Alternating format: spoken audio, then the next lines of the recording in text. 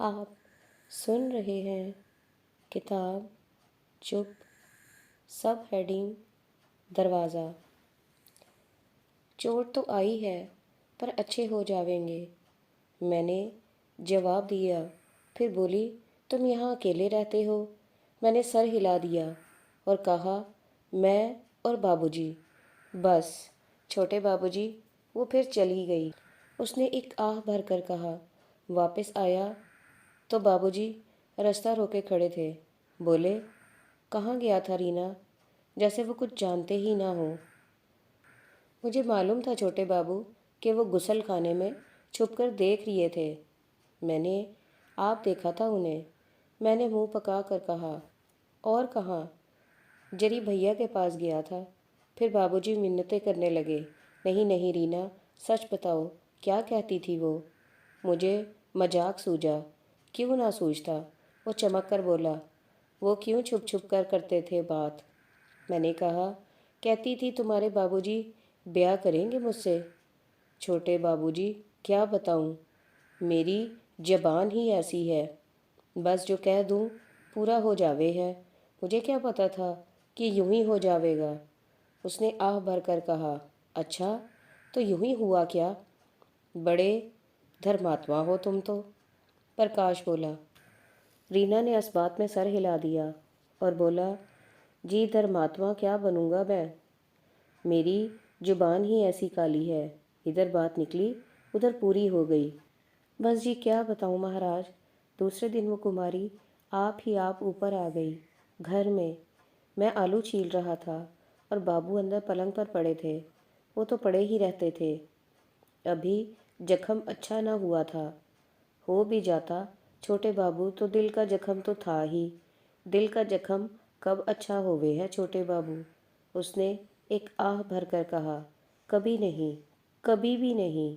मालूम होता है तुम्हें भी कोई दिल का जख्म लगा है प्रकाश। उसने छेड़ते हुए कहा। जी महाराज, वो मुझे मुखातिब करके बोला, कौन है जिसे दिल का जख्म ना होवे है? चाहे रसोइया ही क्यों ना हो। सभी को होवे है छोटे बाबू। क्या भागवान, क्या निर्धन। अच्छा तो वो तुम्हारे घर आ गई? प्रकाश ने उसे याद दिलाया। जी हाँ, तो आलू छील रिया था मैं। मुड़कर देखता हूँ तो कुमारी जी पीछे खड़ी हैं। मैं तो खड़ा रह गया और छोटे बाबू चाकू इतना सा उंगली में चला गया और मुझे मालूम भी न हुआ और खून बूंद बूंद करके गिरता जावे था और वो हैरान देखे है मेरी तरफ। उधर बाबूजी ने देख लिया होगा और वो जख्म वाली टांग समेट कर उठकर दरवाजे में आ खड़े हुए और मैं हैरान खड़ा बाबूजी को देखूं हूँ और बाबूजी कुमारी के मुंह पर नज़र जमाए हैरान खड़े देखे हैं। छोटे बाबू, उस रोज तो वो हंसने लगा। उस रोज तो बाइस्कोप हो रिया था हमारे घर में। फिर महाराज न जाने कुमारी जी को क्या हुआ, मुड़ गई जैसे जा रही हूँ और मैं हैरान के आई भी और चल भी दी। उधर बाबूजी बुड़बुड़ाए और पीछे दौड़े पर 2 कदम रुक कर खड़े हो रहे। फिर मैं ही बोला, चाय तो पी जाती देवी जी। तैयार ही है। और वो बिन देखे बोली, आज नहीं, फिर सही। और होले होले सीढ़ियाँ उतरती गई और बाबूजी न जाने क्या क्या बुड़बुड़ाते रहे। उन्हें पूरी बात करने की हिम्मत भी ना हुई। फिर वो आप ही निचली सीढ़ी पर पहुँच कर रुकी। हम दोनों तो कटहरे से लगे नीचे झांक रहे थे। नज़र भरकर ऊपर देखा और बोली, अब तो तुम्हारे बाबूजी अच्छे हैं ना रसोइया? जी जी, बड़ी मेहरबानी है बाबूजी, बुड़बुड़ाए और मैं भाग कर नीचे उतर गया। मैंने कहा, देवी जी चाय तो पी जाइए। और वो मुस्कुरा कर कहने लगी, नहीं रसोइया, फिर सही, फिर आऊँगी। और जी ये कहकर फिर ऊपर देखा बाबूजी की तरफ और मुस्कुराई। रीना एक आह भरकर खामोश हो गया। कुछ देर के बाद उसने आप ही सिलसिला कलाम जारी कर दिया। अगले रोज वो फिर आई। उस रोज तो मैंने बिठा ही लिया। मैंने कहा, देवी जी आज तो चाय पिलाए बिना ना जाने दूंगा मैं। ये आप ही का घर है। ये सुनकर वो मुस्कुराई और नीची नज़र से बाबूजी को देखा। वो भी मुस्कुराए। बड़ी तेज थी वो, बड़ी ही तेज। जब मैं चाय लेकर आया छोटे बाबू और उन्हें एक मेज पर बैठे देखा तो मेरा जी बहुत खुश हुआ महाराज, बहुत खुश। मुझे देखकर बोली, रसोइया तुम्हारी उंगली कैसी है? और छोटे बाबू, ना जाने मैंने उंगली क्यों छुपा ली, बस छुपा ली मैंने। और कहने लगा, उंगली को तो कुछ नहीं हुआ देवी जी। वो मुस्कुराई, कल कट जो गई थी। मैंने कहा, देवी ये उंगलियां तो रोज ही कटती हैं, रसोइया जो हुआ चाकू का काम है देवी, उन उंगलियों का क्या है? और छोटे बाबूजी, फिर जो मैंने चाय रखकर सेब चीरने को चाकू उठाया तो उसने चाकू मेरे हाथ से छीन लिया। उंगली कट जाएगी। और वो मुस्कुराई। मैंने कहा, नहीं देवी जी, रोज तो नहीं कटती। और मैं शर्मा के रसोई में आ गया। फिर वो अकेले बैठे रहे। बाबूजी को तो बस चुप लगी थी। हाँ, वो कभी कभी कुछ कह देती, मैंने तो सिर्फ इतना ही सुना।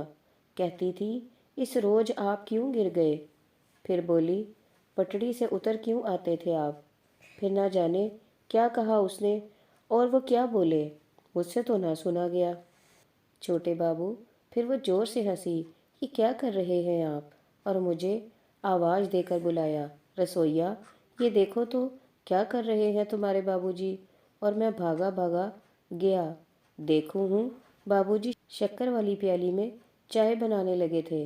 बाबूजी बोले, मैं भी पागल हूँ रसोइया। वो मुस्कुराई, तुम्हारे बाबूजी को क्या हो गया है? और फिर नीची नज़र से उधर देखा। मैंने कहा, देवी जी आप ही जाने। वो बोली, क्यों, मैं क्यों जानूं? मैंने कहा, आप न जाने तो कौन जाने। और वह शर्मा सी गई।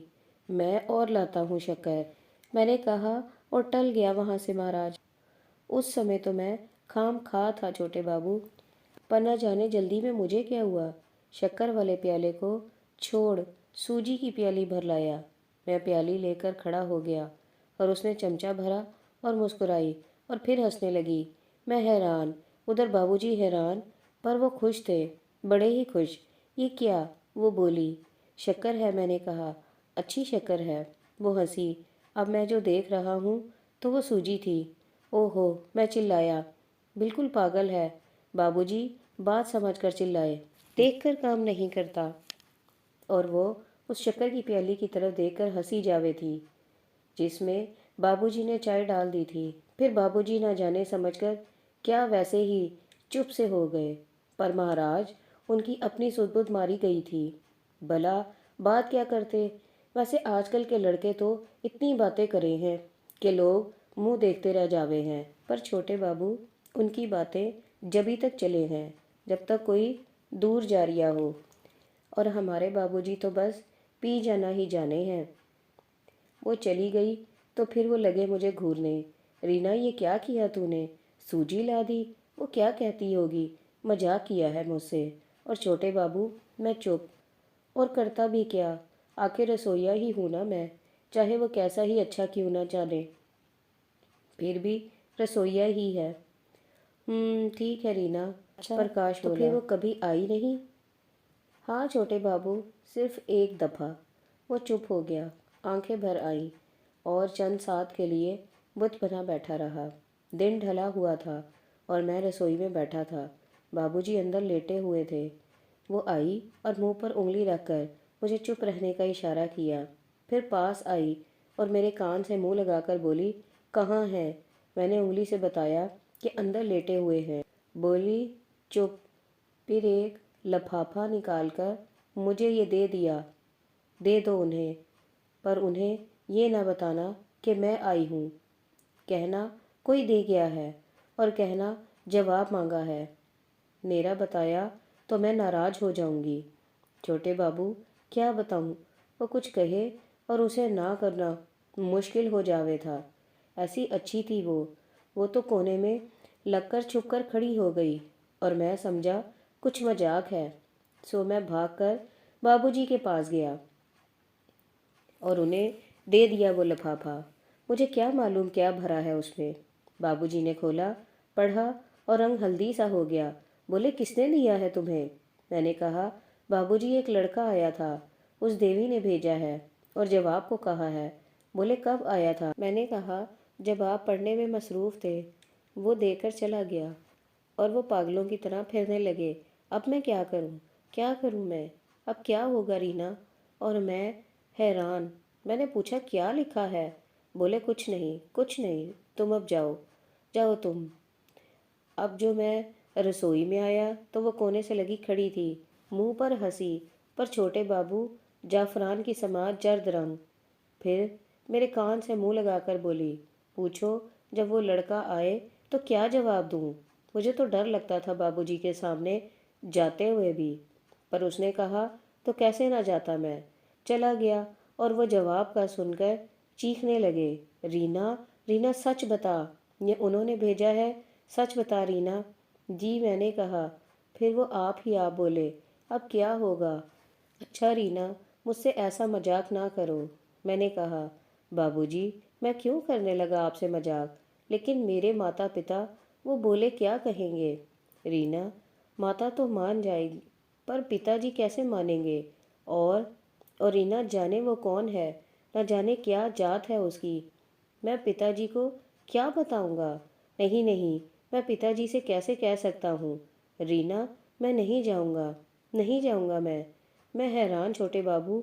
अब मैं खड़ा उनका मुंह देख रहा था और फिर जो सर उठाया मैंने तो दरवाजे में वो आप खड़ी है। लाल लाल आंखें और होंठ गुस्से से भरे थे। एक नज़र उसने बाबूजी की तरफ देखा और बाबूजी बुत बने खड़े के खड़े रह गए। वो बोली, आपको मुझसे गर्ज है या जात से? वो चल पड़ी। अब बाबूजी पागलों की तरह पीछे भागे और बोले, ना जाओ प्लीज। ये उसका नाम था ना, ना जाओ, गुस्से ना हो जाना प्लीज़। मेरे माता पिता, मैं उनकी मर्जी बिना क्या कर सकता हूँ? तुम ना जाओ। आखिर छोटे बाबू वो खड़ी हो गई और बोली, अच्छा तो पूछ लीजिए अपने माता पिता से, अगर वो मान जाए तो मुझे मिलना, अगले बुध को बाग में मिलूंगी मैं, उसी वक्त। और वो होंठ काट कर बोली, अगर ना मिले आप तो बस मैं समझ लूँगी कि वो नहीं माने, फिर मैं कभी ना मिलूंगी। ये कहकर वो चली गई। छोटे बाबू, मुझे क्या खबर थी कि ये बात है? मैं तो मजाक समझता रहा, पर इस समय मुझे मालूम हो गया था कि मजाक नहीं। और फिर बाबूजी ने बिल्कुल अपने आप से चुपके से सर हिलाया। फिर वो बोले, लेकिन माताजी, माताजी ने तो ना ही की होगी। रीना, बताओ मुझे, तुम चुप क्यों हो? मैंने कहा, जी वो कहीं थी, जो ऐसा किया उसने तो मैं जहर खा लूँगी। जहर? वो बोले और फिर धम से पलंग पर गिर पड़े। अब बाबूजी का और भी बुरा हाल हो गया। हर समय बोलते, नहीं रहना रीना, मैं नहीं जाऊंगा, मैं नहीं जाऊंगा रीना। क्या माताजी सचमुच जहर खा लेंगी? रीना सच बताओ। अब मैं क्या बताऊं बाबूजी? फिर वो आप बोलते, रीना, मैं ज़रूर मिलूंगा, मैं ज़रूर मिलूंगा, मैं जीऊंगा, मुझे जीना है रीना। मुझे भी कई बार ख्याल पड़ता है छोटे बाबू कि ना जाने वो कौन देवी है, ना जाने कैसे लोग हैं वो। बड़े लाला जी सच कहते हैं, पर मुझे पूछता ही कौन था। हाँ, बाबूजी की हालत देखी ना जावे थी। फिर बुध का दिन आ गया जब उसने बाग में मिलना था बाबूजी से, पर उस रोज तो बाबूजी निढाल पड़े थे। महाराज, 8 दिन ना खाया ना पिया और हर समय उठ उठकर पागलों के समान भागना। मुझसे बोले, रीना, पिताजी की और बात है, पर माताजी, माताजी ने जहर खा लिया तो? लेकिन रीना, मैं जाऊंगा, मुझे जाना ही होगा। फिर आप सोच में पड़ जाते। जब 2 घंटे रह गए तो मुझे बुलाया। बोले, रीना, मुझे डर है, मैं चला ना जाऊं। रीना, माता जी को बचा लो। तुम माता जी को बचा सकते हो रीना, माता जी को बचाना तुम्हारा धर्म है रीना। मैं बचा लूं? मैं हैरान। छोटे बाबू, मैं भला माता जी को कैसे बचा सकता था? बोले, हाँ तुम बचा सकते हो माता जी को रीना, बचाओगे। मैंने सर हिलाकर हाँ कह दिया। और क्या करता मैं छोटे बाबू? बोले, सौगंध खाओ। मैंने कहा, भगवान जानता है, जो आप कहेंगे करूँगा। बोले, अच्छा तो एक ताला ले आओ। फिर वो मेरे साथ पिछले कमरे में चले गए। उस कमरे का एक दरवाज़ा था। बोले, रीना ये लो 2 रुपए, आज दोनों शो देखने हैं तुमने। मैं हैरान। बोले, और जाते हुए कमरे को बाहर से ताला। मैंने पूछा, बोले, और जाते हुए इस कमरे को बाहर से ताला लगा देना। ताला? मैंने पूछा। बोले, हाँ, कहीं भी गए, कभी रोते, कभी लेटे रहते, और कभी आप ही आप इधर उधर फिरते और बुड़बुड़ाते। पिताजी क्या कहेंगे? नहीं नहीं, मैं तो पिताजी से नहीं कहूँगा, चाहे कुछ ही क्यों ना हो। फिर चुप हो जाते और कुछ देर के बाद फिर बोलते, नहीं नहीं, मैं जाऊँगा, मुझे जाना ही होगा, मैं जाऊँगा, ज़रूर जाऊँगा, चाहे कुछ हो। रीना, रीना, मैं जाऊँगा। और छोटे बाबू सारी सारी रात ना सोए थे। सोते भी तो आप ही आप उठ बैठते और यही चिल्लाते। फिर मुझे मालूम हुआ कि उसने ब्याह के लिए लिखा था। पर छोटे बाबू, कभी सुना है आपने कि लड़की आप अपने ब्याह की बात करे? तौबा! पर वो कॉलेज की थी ना, 12वीं में थी। कॉलेज की लड़की का क्या है छोटे बाबू, चाहे जो भी कह दे, उसका क्या है? और वो थी भी ऐसी तेज। उस रोज के बाद उसने एक आह भर कर कहा, मैंने उसको उस सड़क पर से गुजरते ना देखा। मैं सारा सारा दिन खड़ा रहता छोटे बाबू, पर वो आती तो दिखती ना। इधर बाबूजी भी इंतजार करते, पर वो ना आई। और बाबूजी की हालत मुझसे देखी ना जावे थी। सो छोटे बाबू, मैंने बाबूजी को दिलासा दिया और आप बड़े लाला जी से बात करने के लिए गांव चला गया। पर छोटे बाबू, वहाँ मेरी बात कौन सुने था? बड़े लाला जी से बात की तो वो हंस पड़े। बोले, किसकी लड़की है वो? कितनी जायदाद है उसके पिता की? और उनकी जात क्या है? अब मैं क्या बताऊँ बाबूजी, बस चुप हो रिया मैं। पर माता जी से मैंने सारी बात कह दी, सारी बात सुना दी उन्हें। और माता जी तो सुनकर मुझ पर टूट पड़ी। बोली, अच्छा, अब ऐसा हो गया है वो? निर्लज कहीं का। रीना, अगर उसने ऐसी वैसी से ब्याह कर लिया तो मैं जहर खा लूँगी, जहर। ना जाने क्या क्या बोलती रही वो। रीना ने आह भरी। बस महाराज, मैं अपना सा मुँह लेकर वापस आ गया। बाबूजी ने मुझे देखा और झट समझ गए। बोले, मैं तो पहले ही जानू था, मैं जानता था वो नहीं मानेंगे। रीना, रीना, तुम बोलते नहीं, बोलो क्या कहा है उन्होंने? पिताजी क्या कहते थे? तो छोटे बाबू, अब मैं क्या कहता? मुझे डर है, मैं चला जाऊंगा। रीना, मैं चला जाऊंगा। माता जी को बचाना तुम्हारा धर्म है रीना। जाओ, अभी ताला लगाकर चले जाओ, चले जाओ। और महाराज, वो धड़ाम से पलंग पर गिर पड़े और रो रो कर हाल बेहाल कर लिया। अब मैं क्या करता महाराज? मैंने दरवाजे को बाहर से ताला लगा दिया और आप चला गया। तो फिर वो कभी ना आई? प्रकाश ने पूछा। रीना ने सर हिलाकर इनकार कर दिया। इससे उसकी आंखों में अनबहे आंसू छलक रहे थे। और दरवाज़ा बंद ही रहा। प्रकाश गुनगुनाया। जी, रीना बोला। एहन उस वक्त साथ वाले कमरे से किसी की आवाज़ आई, सावित्री। फिर खिड़की में आ बैठी हो सावित्री। तुमसे जो कहा था दरवाज़ा खोलकर ना बैठा करो। प्रकाश चौंका और मुझसे कहने लगा, सुना तुमने, ये कमरा है उसका। गालिबन उसका पिता घूर रहा है। सावित्री अच्छा नाम है, चल उठ यहाँ से। आवाज़ आई, फिर आई। लाजो, ये खिड़की बंद कर दो, बंद कर दो इसे। बाबूजी कमरे के बैरूनी दरवाजे के पीछे बुड़बुड़ाए। ये लो, दरवाज़ा भी बंद हो गया, ये भी बंद हो गया। अब कोई क्या करे? रीना और रीना। रीना ने जल्दी उठकर दरवाज़ा खोला और वो अंदर आ गए। तुम आ गए रीना, बड़ा अच्छा है वो। बुड़बुड़ाते हुए हमारी तरफ आए। तुम आ जाया करते हो रीना, ज़रूर आ जाया करता है। मिस्टर मिस्टर मिस्टर बलराज, प्रकाश ने उन्हें याद दिलाया। मुझे नाम याद नहीं रहते मिस्टर राज। अच्छा हुआ तुमने चाय पी ली, बड़ा अच्छा हुआ। मेहरबानी है, मेहरबानी। रीना, अब दरवाज़ा बंद ना करना। वो बोले, हम कैदी नहीं, नहीं, हम कैदी नहीं हैं। अच्छा, तो मैं चलता हूँ, मुझे जाना है, मैं ज़रा हो आऊँ। रीना। और फिर वो चला गया। वो शिकायत करने लगे, लेकिन उनकी आंखें हसरत, यास और बेबसी से भरी थी। अच्छा, मैं हो आऊँ, बुड़बुड़ाते हुए वो अंदर दाखिल हो गए।